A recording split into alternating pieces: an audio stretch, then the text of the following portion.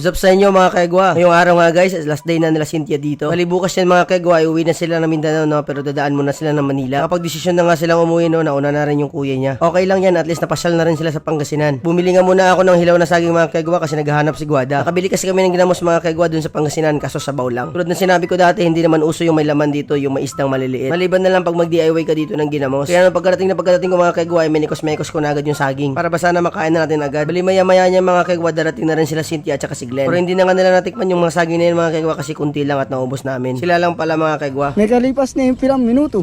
Eto na nga mga kegwa, kasama ko na nga si Glenn dito. On the way kami papuntang De La Paz Sur. Pupuntahan nga namin muna yung sasakyan kasi kukuberan namin. Imbis na sana kuberan namin yung sasakyan kinabukasan ng paglinis namin ni Guada, hindi inasahang magkayayaan papuntang Pangasinan. Kaya ayun, naiwanan natin hindi nakakover. Kawawa kasi yung sasakyan mga kegwa pag laging nabibilad sa mga init. Nung pagkadating nga namin dito mga kegwa, wala pala sila Ate Joy Joy. Pumunta pala sila kina mama. Kaya kami lang tao dito pero sirado yung bahay nila. Wala nga kami ibang ginawa ni Glenn dito kundi kinuberan lang namin yung sasakyan at saka pinaandar ko na rin. Kasi mag-apat na araw na tong hindi nakaandar mga kegwa. Bala ko na rin siya natanggalin yung carrier at saka uning tandon sa kaso medyo madilim mga kegwa, hindi namin nakikita yung mga tornilyo. Kaya yung mga kegwa, kinuberan lang nga namin. Medyo madumi na nga yung cover natin no kasi matagal na yan mga kegwa, mag-iisang taon na rin yan. Parang leather kasi yung tela niya mga kegwa, nababaklas siya. Kawawa kasi yung sasakyan mga kegwa kapag hindi mo na coveran. Yung rubber niya at saka yung kulay niya, mapifade. Kaya dapat talaga mag-invest sa mga ganyan na bagay. Maliban na lang kapag may sarili kang garahian sa bahay nyo. Medyo lasing pa nga si Glenn dyan mga kegwa kasi nag-inuman sila ni Deo maagang maaga pa. Siguro mga 5:30 mga kegwa, umiinom na silang dalawa dun sa labas. Niyayayaan nga nila ako mga kegwa pero sabi ko mamaya na lang pagtapos na ako sa mga ginagawa ko. Meaning niya, binunot ko muna si Glenn doon sa inuman. Kasi si Cynthia rin niya mga kegwa, tinutulungan niya sa tigwada niya. Bale, last live nga nila ngayon mga kegwa na magkasama. Sayang nga lang, wala nang babalikan si Cynthia na G Apparel sa libungan. Si Cynthia kasi yung dati nagbabantay doon sa tindahan bago siya pumunta dito. Since 2021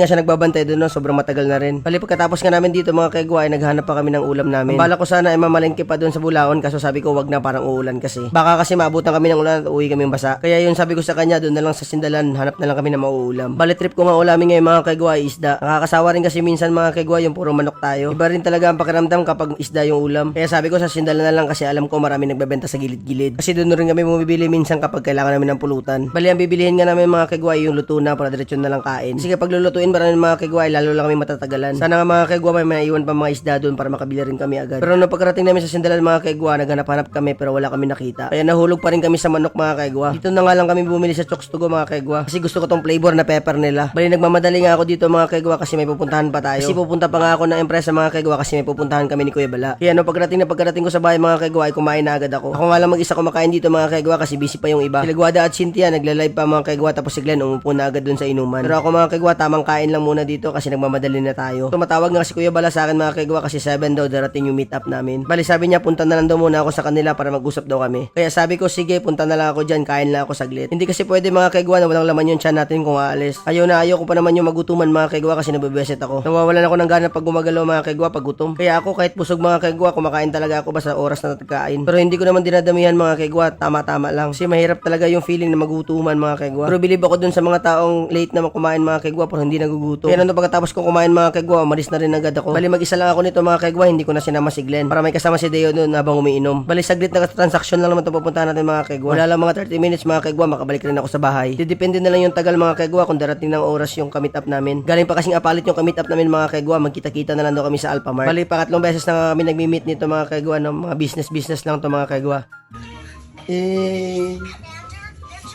Gatomboy.